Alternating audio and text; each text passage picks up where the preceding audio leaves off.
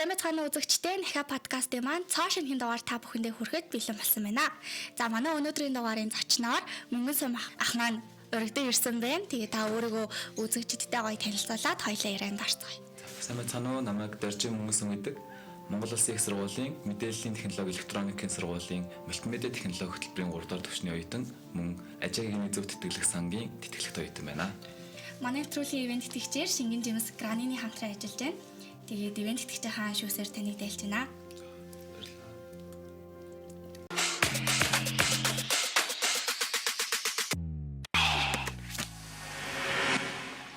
Шингэн Жимс Гранины Таны ирэхээс өмнө бас би мэдээлэл авсан гэхдээ нөгөө тэтгэлэг сангийн одоо нөгөө хамрагдагч гэж бас сонссоогүй байна. За, ер нь та багасаа л ер нь мэдээллийн технологи, мультимедиагаар сурна гэж боддог байсан уу? Эсвэл ингээд том болоод ер нь өөрчлөгдсөн үү? Багасаа нь бодож байгаагүй л дээ. Багасаа нийгмийн талын хичээлүүдээ бас сайн ер нь бүх хичээлүүдэд төлхөө сайн байсан л да. Тэгээд яг олимпиадад гэх юм бол математик газар зүгээр төлхөө явдаг байсан боловч яг манай ангийн багш хэлжээс аахгүй чи яг үндэ нийгэм талын хүн штэ, нийгэм зөртэй штэ гэдэг. Тэгээд ер нь бол IT-ийн мэргэжлэр сурна гэж бодож байгаагүй. Одоо ер нь багтаа яг ямар чиглэлээр сурна гэж боддог гэсэн бэ? Багтаа за газар зүй, геолог, миолог ч юм яг нэг тийм 7-оос хойш газар зүйгээр явсан байсан болохоор. Тэгэхээр газар зүйдээ нэлээд дуртай. Яагаад ер нь мультимедиаг сонгож орохоор болсон бэ? Энэ тал дээр бас нөгөө түлхэц болж өгсөн дотны хүн байгаа юу? Яг тэр шилжих шалгалт өгдөг жил манай мөсийн компьютер ухааны тэнхимэн өөрөө 4 мэргэжилтэй байдаг гэсэн. Яг IT, мэдээллийн систем, тэгээд компьютер ухаан, програм хангамж гэдэг. Тэнгүүд 5 дахь мэргэжил нь яг тэр жилдээ мультимедиа технологи шинэ мэргэжил хөтөлбөр нэгдэжсэн байхгүй юу? Тэгээд тэр яг ер нь компьютерийн ухааны тэнхим рүүгээ шилжих шалгалт өгөндөө гэж бодоод яг хөтөлбөрүүдээ харжсэн чинь 4 байсан чинь 5 болсон. Тэгээд мультимедиа технологийн яг энэ хөтөлбөрөө судлаад үзсэн чинь илүү надад ингээд таалагдаад яг дан код бичих биш, програмчлал биш, яг нөгөө нэг дизайны одоо нөгөө нэг контент тал руугаа, дизайн тал руугаа, нөгөө нэг арт тал руугаа яг холилдсон мэргэжил болохоор яг надад тохирохоор юм санагдаад. Тийм тэгээд шилжих шалгалт өгвөл тэнцэж орж ирсэн. Ер нь мультимедиаг хүмүүс мэддэг ч гэсэн би болохоор бас яг нэг ийм хийдэг мэргэжилтэй гэж тогтож боддог байхгүй юу. Тэгээ та ер нь яг энгийн үгээр тайлбарлавал яг ер нь ямар онцлогтой, яг юу хийдэг мэргэжил юм болоо? Мультимедиа технологи гэхээр хүмүүс айгуу гайхдаг юу хүнсний технологи юм уу энэ төр гэж үгээд. Тэгээд мультимедиа технологиг яг ингээд сурж байгаа хүний хувьд тайлбарлах юм бол ер нь бол медиа технологийн салбарт одоо аудио, бичлэг, дуу, дүрс тэгээд одоо нөгөө нэг зураг, зэрэг тэр медиа салбарыг ингээд бүгд нь хөрвж болохоор тийм технологийн хөтөлбөр ахгүй юу. Тэгээд яг мультимедиа технологи гэдэг энэ хөтөлбөрийг төгсөөд цаашдаа одоо ажиллаж болох ажлын байрнууд нь маш өргөн хүрээнд байдаг. Тийм. Тэгээ одоо хамгийн наад захын жишээ нөх юм бол компьютер график нь өөрөө мультимедиа технологи дотроо багтаж явдаг. Тэгээд график дизайнер болж болно. UI UX дизайнер. Тэгээд вебийн фронтыг хийдэг хүн байж болно. Эсвэл бүр цаашаа одоо нөгөө нэг арт, контент хийдэг. За тэгээд постэр дизайн гэх мэт амар олон одоо телевизийн салбарт ажиллаж болохоор тийм. Нилээн бас эрэлт хэрэгцээтэй, ажлын байр бас нээлттэй юм гоё мэргэжил ахна шүү дээ, тий. Тэгэхээр нилээн их компьютерийн ард суудаг бах тий. Ер нь тийм. Тийм бах. Тэгээд ер нь олон цаг суугаад ингээл чилээл ядраад одоо юм хийж аал залхдаг ч юм уу тийм үед гарах бах. Тэр үед ер нь та юу гэдгүү? Би яг боддог байхгүй юу? Одоо ингээд математикийн хичээл үзэж байхад яг нэг тоо бодлогын хариуг нь гаргаад тэгээ боддог шүү дээ. Тэнгүүд яг ингээд зарим хичээлүүдээр одоо прожект өгдөг. Одоо бүтээл хийх. Тэнгүүд тэр бүтээлийг ингээд хийгээд дуусчихна гэсэн одоо нэг тийм хариуг нь гаргаад орчихно гэсэн юм байхгүй.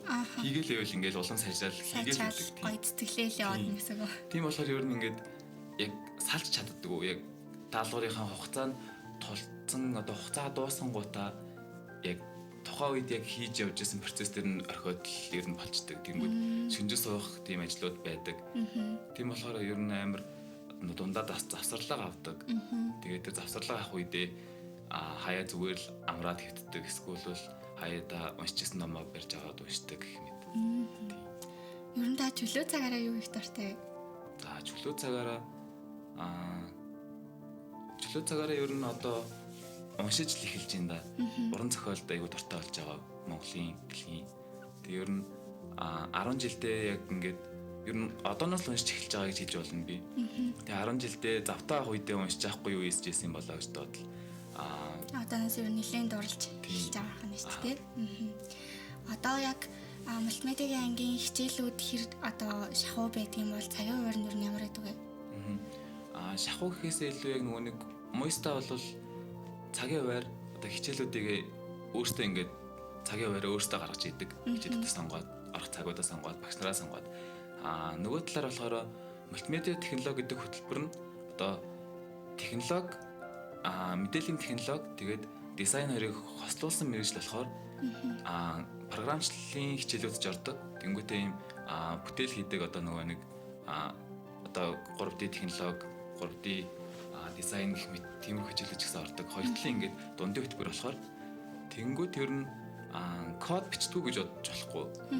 Тэгээд яг нөгөө нэг програмчлалын ангийн одоо програм хангамжийн ангийн хүмүүстэй адилхан хичээлүүд үздэг. Тэнгүүтээ зөвхөн мультимедиагийнхны үздэг хичээлүүдийг ч үздэг. Тэнгүүт ер нь хоёр талыг хослуулдаг болохоор айгүй шин зүйлүүдийг сурж байгаа. Шинээр одоо сурж байгаа гэсэн үг. Тийм болохоор ер нь айгүй шахуул явдаг.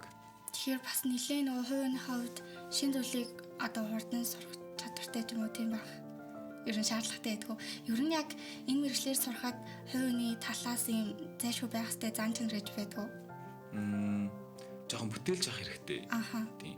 Тэгээд одоо нөгөө нэг ямар нэгэн видео эдит хийлээ гэж бодоход яг тэр шинэлэг санаануудыг гаргадаг. Зүгээр нэг одоо бүтээл хийгээд тэр одоо нөгөө нэг прожект багийн ажил гэдэг утгаар нь харж болохгүй яг ингээд бэлэн темплейтүүдийг ашиглах юм бол айгүй амар муухай санагдаад идэг. Тийм болохоор яг ингээд өөрөө бүтээгээд зураад тэрийг оруулж ирээд тэднийг ашиглаад явбал айгүй гой санагддаг болохоор бүтээлж авах хэрэгтэй л гэж бодож байна. Тэгэхээр та одоо 3 жил яг энэ чиглэлээрээ сурсан гэсэн үг 2 жил үү? 2 жил. Яг эхний жилдээ нөгөө нэг ерөнхий эрдэнэ хичээлүүд үздэг хөтөлбөрийнх нь. Тэгээ 2 дугаар курсээс яг мэргэжлийн хичээлүүдийн мэргэжлийн суурьуд руу ордог байна. Энэ хугацаанд ер нь шантарч ийсэн юм гэлөө би чадахгүй юм шиг эндөө ингэ бодогддог юм. Яг шалгалт өгч мультимедиа мэргэжил хөтөлбөрлөгөө орохоос өмнө айгу шантарсан. Тэгээд одоо нөгөө нэг хахтайгаа уулзж байсан байхгүй юу? Тэгээ ингээ хэлсэн чинь чи одоо нөгөө нэг тэр код бичих гэдэг одоо нөгөө нэг зүйлээсээ зүгээр айгаад байгаа юм шүү. Зүгээр амархан юм хүсэж байгаа юм шүү чи хийгээд. Тэнгүүтээ ер нь ингээд мэргэжлээр гараад явхад хүний амьдралд хоёрхан зам байдаг. Нэг нь болохоор дуртай зүйлээ олоод тэрийгэ тултал хийх. Нөгөөх нь болохоор хийж байгаа зүйлдээ дуртай болоод тэрийгэ тултал хийх гэдэг. Тэнгүүтээ дотор нь ороод яг үзсэн мультимедиа мэргэжлийг үнцээс нь ахуулаад судлаад явж байгаа. Одоо ингээд 3D график тоглоом хөгжүүлдэг програм дээр ажиллаад явж байгаа. Энэ хугацаанд нэг тэгж шантарч ирсэн юм байхгүй болон дурлаад л явж байгаа. Тэгэхээр бас сая сонсохоор код бичих нэлийн хэцүү залхамаар ажиллаж байгаа юм тийм ер нь тэгээ санагддаг. Тийм хүн хүнээс хамаарна ах л та. Амар тийм хийсвэрчлэл одоо нөгөө нэг код бичнэ гэдэг чинь зүгээр ингээд мөрт кодууд л байгаа шүү дээ. Өгнүүд синтаксууд тэнгүүт тэрийг ингээд хийсвэрээр одоо нэг асуудлыг шийдвэрлээд бичээд байгаа. Тэрний шийдлийг нь бичээд байгаа. Тэнгүүт айгуу тийм хийсвэрчлэх чадвар тэгээ ингээд код бичиж байгаад нэг алдаа гарангуут тэрийг хайж олоод ер нь яг ингээд эхнээс нь л сайн ингээд нухаж хийхгүй л амар их алдаа гараад их юм л айгуу хэцүү санагдаад байдаг. Тийм болохоор жоохон шантарч одоо сургуулаа дундаасаа орхих байдаг юм уу тиймэрхүү одоо нөгөө нэг жишээнүүд зөндөө гарч идэг хүмүүс дээр. Та одоо яг төгсөөд энэ мэргэжлийнхаа яг аль чиглэлээр нь илүү яг гүнзгийрүүлж мэргэшээ гэж боддог вэ? Энэ мэргэжил энэ хөтөлбөрийг төгсөөд хийж болох ажлын байрнууд айгүй олон байгаа. Тэнгүүд Монгол болохоор айгүй цөөх юм шиг харагдаад байгаа. Одоо нөгөө нэг веб девелопер, одоо веб хөгжүүлэгч, эсвэл бол UI дизайнер, эсвэл бол одоо график дизайнер, эсвэл бүр боллоо гэхэд одоо юу ч гэдгийг тэнгүүд дэлхийд яг хөгжиж байгаа салбар байхгүй юу? Айгүй. Одоо нөгөө нэг virtual reality, augmented reality энтергээд нөгөө нэг нүдний шилний тусламжтайгаар яг 3D орчинд ингээд явж байгаа одоо Meta-гийн Meta Quest байна. Тэнгүүтээ Apple Vision Pro энэ төр нөгөө нүдэндээ зүүдэг байдаг штеп. Төхөөрөмжүүдээр зүгээд нэг 3D орчинд өөрийнхөө аватарыг бүтээгээд явдаг. Тэнгүүд тэр тал руугаа яг энэ 3D орчин хөгжүүлэх, Meta орчин хөгжүүлэх тэр талаараа аягүй ажиллахыг хүсэж байгаа. Тэгээд манай Муйсийн 2015 онд нэгдсэн мультимедиа нээлттэй лаборатори гэдэг А-ийн 2 агшийн маань хөгжүүлсэн. Тэр нь болохоор Монголын анхны 3D Meta орчин суурилсан Guic гэдэг платформыг хөгжүүлсэн. Сонсчихсан бол нөгөө нэг сургалт одоо тэгээд нөгөө нэг одоо яг нөгөө 3D орчинд үйл ажиллагаа явуулдаг. Нөгөө нэг сонсч байсан нэг одоо санджтэй. 13 дугаар зууны яг ордон музей энэ төр хийгээд зан одрын хийсэн бүтээлүүдийг 3D орчинд яг ингээ харах боломжтой. Одоо болохоор яг 10 жилийн ерөнхий боловсролын сургуулиудын байгалийн ухааны, нийгмийн ухааны хичээлүүдийг яг нөгөө нэг хичээл байдлаар оруулаад хүүхдүүд өөрсдөө яг ороод асуулт хариулах байдлаар тэгж явдаг. Тим 3D дээр ажилдаг яг энэ мэргэжлийнхээ яг үндсийг гаргаад тим ажил хийхийг бодож байгаа. Одоо яг ер нь ажиллаж эхлээл яг ийм ажил хийхийг бодож байгаа юм тий. Одоо оюутан байх хугацаанд хийсэн энэ гоё сонирхолтой төслүүд ч юм ер нь хийж бүтээжсэн тийм одоо нэг саяны ярьсан ажил шиг юмнууд байгаа юу? Тэр лабораторитой би яг энэ өвлийн амралтаараа нэг сар ажиллаж үзсэн. Тэнгүүд Unreal Engine гэдэг тоглоом хөгжүүлдэг юм дээр гейм мод дээр нь хийдэг. Тэгээд тэрэн дээр яг ингээд аватарууд одоо энэ дөрүүдийг оруулаад тэрийг хөдөлгөөнд оруулаад тэгээд тэрний ардлнаас кодчдаг байхгүй юу?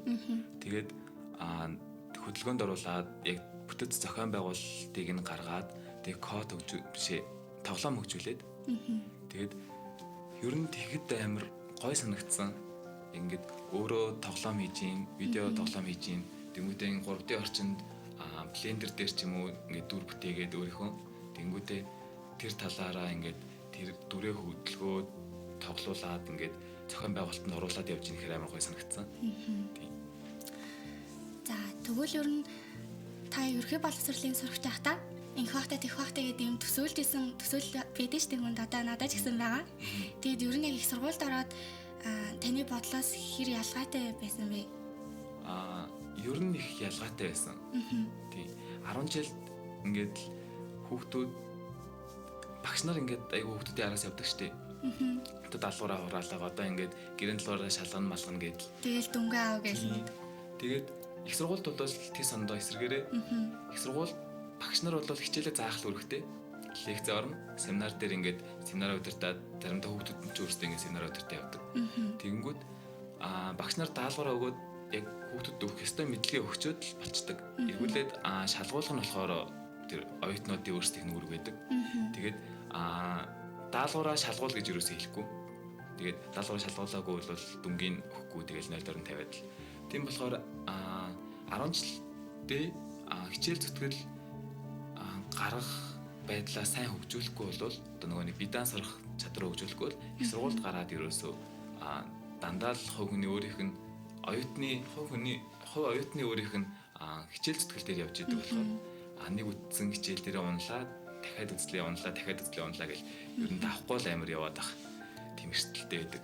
Тэгэхээр ер нь бол яг хувь хүнийхэн л өөрийнх нь хичээл зүтгэл хувийн нөгөө зохион байгуулалттай бүр айгүй чухал холбоотой байна шүү дээ. За ер нь та өдөрт хэрэг цагийг яг энэ сургууль дээр ер нь өнгөрөөдөг вэ? Өмнө нь бол би яг одоо нөгөө нэг хуваараа шахаад нэг 4 өдөрт нь шахаад ажлын 4 өдөрт нь шахаад тэнгууд нэг өдөр нь ингээд амралт гаргаад тэнгууд хагас амтсантайгаа 3 өдөр амраад тэр хугацаанд ингээд даалгавраа хийгээл алаад өгнө гэж боддог байсан. Гэсэн чи яг тэр шахаагүй нэг өдөр зүгээр л хийцгүй өнгөрөөд байсан. Тэнгууд энэ жилээс эхлүүлээд яг 5 өдөртөө тараагаад хичээлүүдэд тавьж байгаа. Тэнгүүд яг тухайн өдөр яг одоо нэг үлрэл 5 хичээл 6 хичээл үзлэхэд яг ингээд нэг өдөртөө нэг хичээлийг бүрэгдээд тэрэндээ ингээд цаг зарцуулах амар боломжтой болж байгаа. Тэгээд ер нь бол хичээл даалгавруудаа яг тэгж шахаж овоорлохгүйгээр тарааж тавиад нэг өдөрт нь яг нэг сэдв нэг хичээл дээр яг төвлөрөхийг бодож байгаа. Тэгээд үзэнгүүд яг одоо бараг л өдөр болгон нэг лекцтэй нэг семинар нэг лабтай болж байгаа.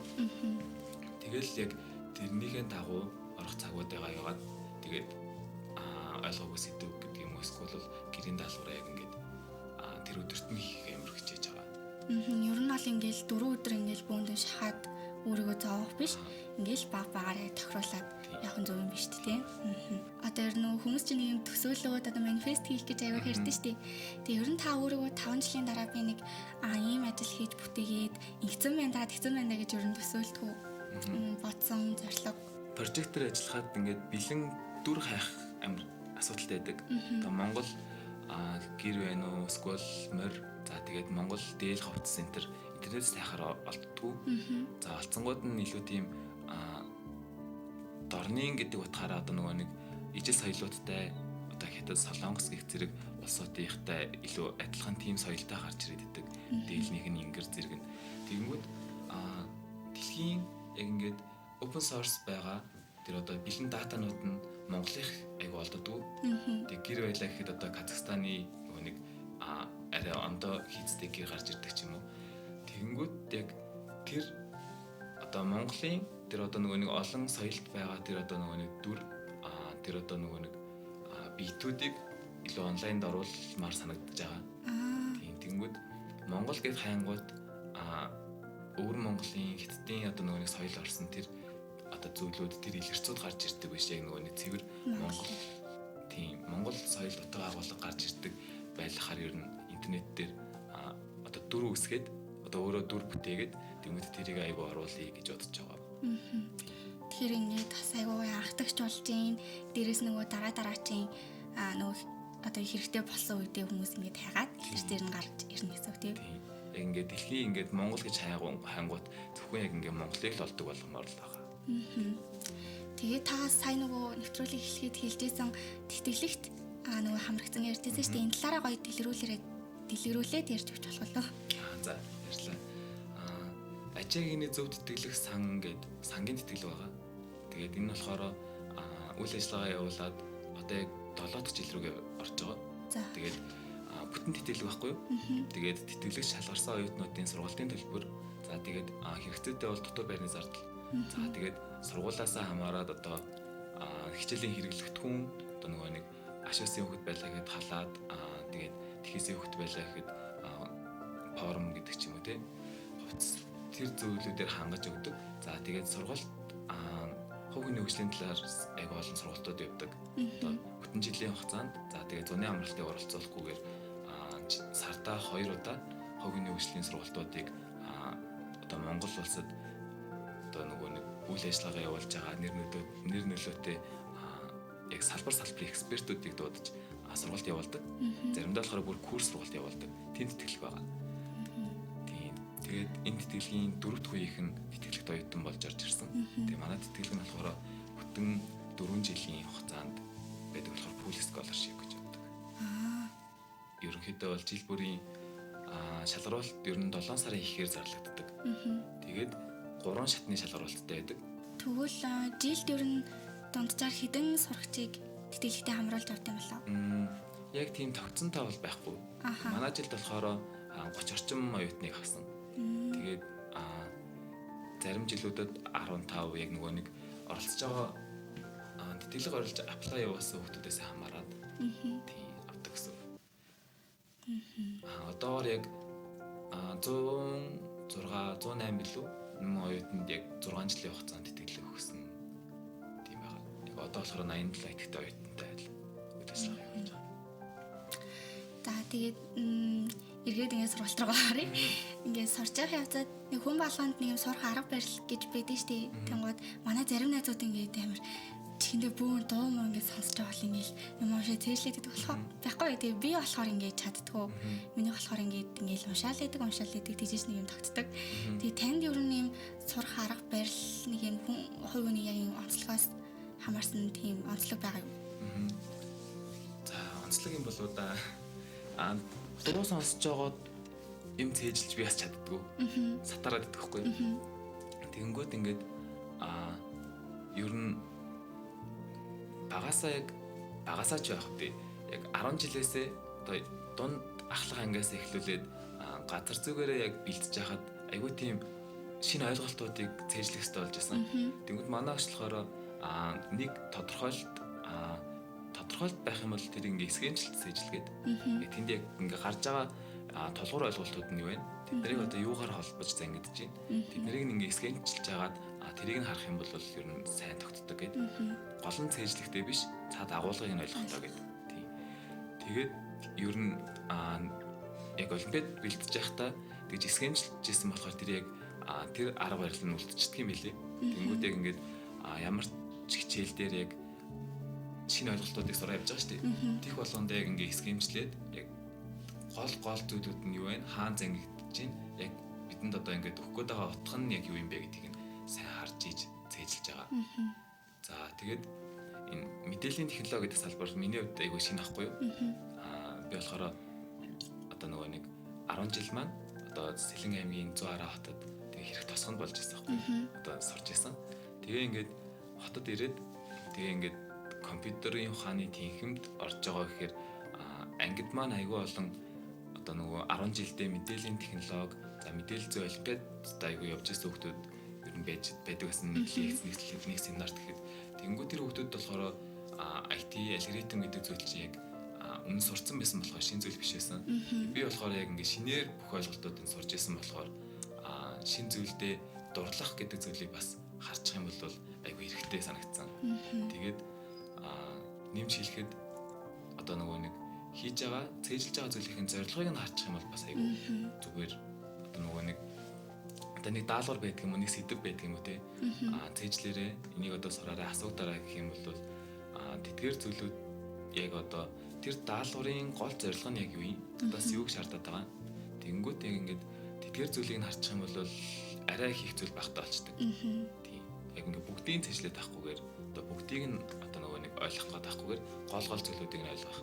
Тэгээ зарим нэгэн таск даалгавруудын яг гол зорилгыг нь харчих юм бол ер нь бол шалгуулгатай хүртэл арай л сайн байна л гэсэн үг. Би тэгсэн ер нь яг тийг цээжилдэг байхгүй юм цээжлэхээр шууд автоматар ингээд тогтоож уруугаасаа тийм мартчихдаг. Тэгэл яг энийг сурч байгаа бол яг надад яг юунд хэрэгтэй байгаад байгаа гэдэг яг ингээд ойлгож байгаа юм. Айгүй хурдан ингээд тогтоогдоод ороод ирдэг.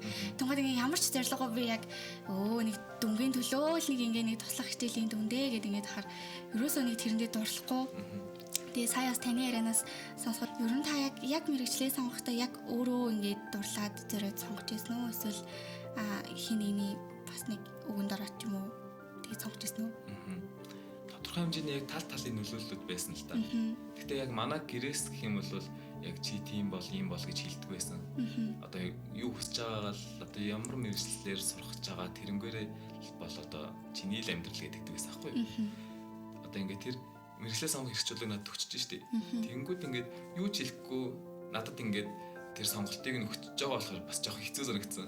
Яаж нэг ийм бол тийм бол гэд хэлчихвэл бас ойролцоо юм сонгоод ч юм уу яг тэр хүрээндээ байгаад тэгж магадгүй гэж тохойд айгу боддог гэсэн аахгүй юу? Надад ингээд ийм болчул дээр юм уу гэж ярихгүй бахтаа гэж айгу боддог гэсэн. Тэгээ одоо ингээд бодоход тэгээгүйгээрээ намайг яг нэг сектор тайрцаглаагүй мэн гэж бодсон. Гэвлийн зүгээс.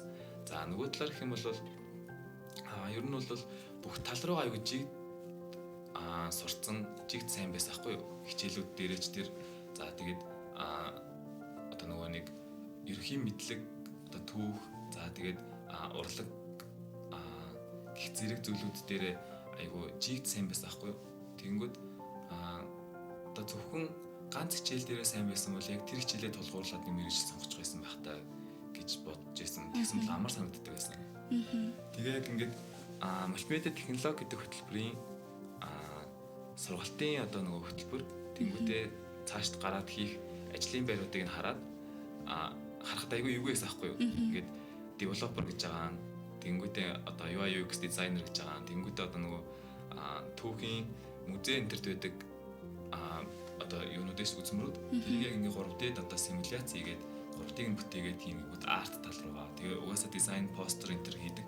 Тэгээд зураг дүрстэй ажилладаг. Тэгснээ бас кодчдаг. Тэнгүүд яг ингээд өргөн үрээгээр нь харах юм бол зөвхөн ингээд код бичээд байдгүй. Одоо бүх талын одоо хоёр зүйлийг хослуулсан байсан болохоор одоо айгуу таалагдсан байхгүй юу? Надад таарах юм шиг санагдаад. Тэгэл зориглоод яг шалгалтаагүй тэнцээд орсон. Тэгээ одоо ингэ хичээлдээ үзээ явж байгаа. Тэгээд одоо цаашдаа ч гэсэн яг энэ мэргэжлэрээ ажиллаад тэгээд мастер, доктор энэ бас хиймээр санагдаад байгаа шүү одоо. Ер нь бас аль талыгаа яг ингэ давхар хөгжүүлж ийж өөрөө бас нэлийн тийм хийсвэрлэн бодож уран сэтгэмж сайтай байж ижил гоё одоо зөвл бүтээл гаргахаар мэргэжлээ шүү дээ тийм. За тэгээд өнөөдөр хоёулаа маш гоё нээлттэйгээр энэ мэргэжлийн талаар бас таны хувийн талаар гоё ярилцлаа.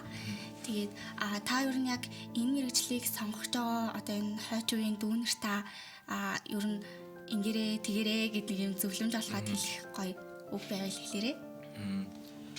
За юуны түрүүнд энэ подкастаар орж оролцуулсанд баярлалаа. За тэгээд энэ мэргэжлийг гэхээсээ илүү ер нь их сургуульд орж байгаа нийт оюутнууд одоо оюутан болж орж ирж байгаа сурагч дүүнэртэй айгүй хэлэх зүйлтэй байдаг. Хэлмээр санагдаад байдаг.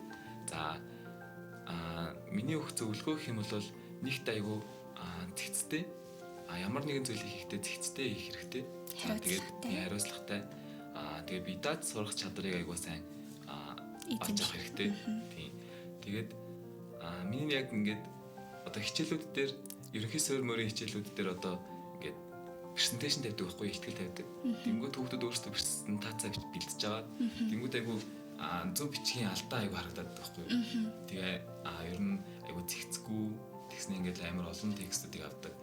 Тэгээд ер нь монгол хэлээрээ одоо манай энэ мэргэжилтээр ч гэсэн одоо веб хөгжүүлэгчид одоо IT-ийн инженерүүд яг хүнтэй харилцдаггүй гэсэн ойлголттой байдаг юм шиг лээ. Тэнгүүд яг ингээд нэг прожектыг ингээ хувааж аваад хийдэг болохоор айгүй харилцах хэрэгтэй гардаг. Тэнгүүд бичгээр харилцдаг. Тэгээд ямар ч салбарт ер нь бол бичгийн харилцаа. За тэгээд өөрийгөө илэрхийлэх тийм чадвар хэрэгтэй байдаг болохоор зэгцтэй одоо бодож сэтгэж тэрийг одоо зэгцтэй илэрхийлж бас сураарай гэж хэлмээр санагдаж байна. Яалтчгүй бас нөгөө зөв бичгийн дүрм айгүй чухал. Тэгээд нэг юм одоо нэг зохицолбор гаргах гэхээр өгүүлбэрийн айгүй том алдаанууд харагдаад байдгийг яг зүгээр захим орчинд харахаар тийм. Монгол Улсын их сургуулийн мэдээллийн технологи, электроникийн сургууль мультимедиа технологи гэдэг хөтөлбөр яг гарч исэн. Яг анхны оюутнаага одоо яг энэ хөтөлбөр гарч ирээд 3 дахь жилдээ явж байгаа. Тэнгүүд энэ хөтөлбөрийг боловсруулсан Монгол Улсын их сургуулийн мэдээллийн технологи, электроникийн сургуулийн одоо мультимедиа технологи энэ хөтөлбөрийн багш нартаа юуны түрүүнд энэ хөтөлбөрийг боловсруулсанд баярлалаа гэж хэлмээрээ. Тэгээ одоо ингэ сурч байгаа айгу баяртайгаа. Тэгээ ангийнхандаа бас баярлалаа гэж хэлмээр байна. Ангийнхаа багш нартаа тэгээ 10 жилийн бас багш нартаа баярлалаа гэж хэлмээр байна. За тэгэхээр өнөөдрийн дугаартаа мультимедиа мэргэжлийн талаарх мэдлгүүдийг та бүхэндээ бас зочноороо дамжуулан хүргэлээ. Тэгээд би бас өөрөө маш их зүйлийг мэдэж авлаа. Тэгээд өнөөдрийн дугаартай хамт байсан үзэгч та бүхэндээ баярлалаа. Дараагийн дугаар хүртэл түр баяртай. Баяртай.